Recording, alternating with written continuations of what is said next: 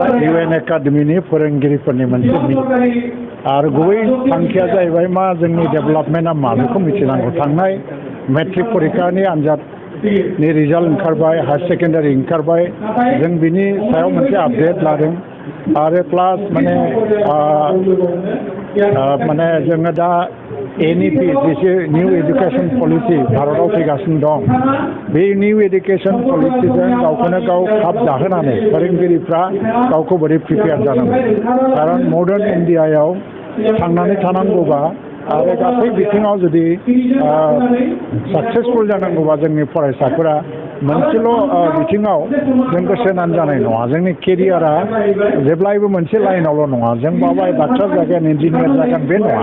Verified जानांगौ आरो डाइभार्सिफाइड जानांगौ आरो जों गोबां बिथिङाव खामानि मावनानै थांनानै थानांगौ जायो। दा NEPआ बेफोर चेन्जखौ लाबोगासिनो दं, structural change, academic change, curriculum change. बे बिथिङाव मोनसे सांग्रांथि लाबोनांगौ आरो फोरोंगिरिफोरखौ ट्रेनिं होनांगौनि थाखाय दिनै बाहाय ट्रेनिं प्रग्रामखौ खालामदोंमोन।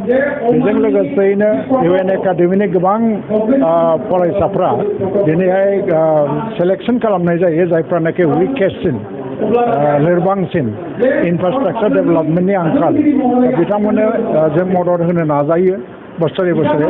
देग्लाय प्राय 9 गं स्कुलनो होनाय जादों 1 लाख करि।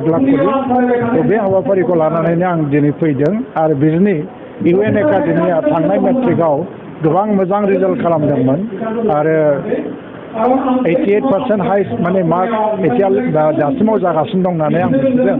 खिन्थु बे UN एकाडेमिखौ बेखायनो आं बुंदों जे फार्स्ट डिभिजन जादों, पास जानायनि रेटआबो रेसिय'आबो गोबां जादों, नाथाय पार्सेन्टेज वाइसआव स्टुडेन्टसफोरनि पार्सेन्टेज लाखिनाया बेखौ गोबां जौगाहोबावनांगौनि गोनांथि दङ। दा गोबां बिथिङाव बर' रावनि बर' माध्यमनि शिक्षा बा सोलोंथाइखौ जौगाहोनांगौनि थाखायनो जों खामानि मावो। नोंथाङा देहानि सानाय सुनाय बेरामनि जेंनायाव गोग्लैदों नामा? गावनि देहानि सानाय सुनाय बेरामखौ लानानै दुखुआव दं नामा? मोनसे गोजोनथाव खौरां, नोंथांनि देहायाव बायदि रोखोमनि सानाय सुनाय दंब्ला नोंथाङा जिंगा दासि। SI निउर' थेरापि, बेयाव नोंथाङा गावनि देहानि सानाय सुनायखौ गोरलैयैनो फाहामनो हागोन।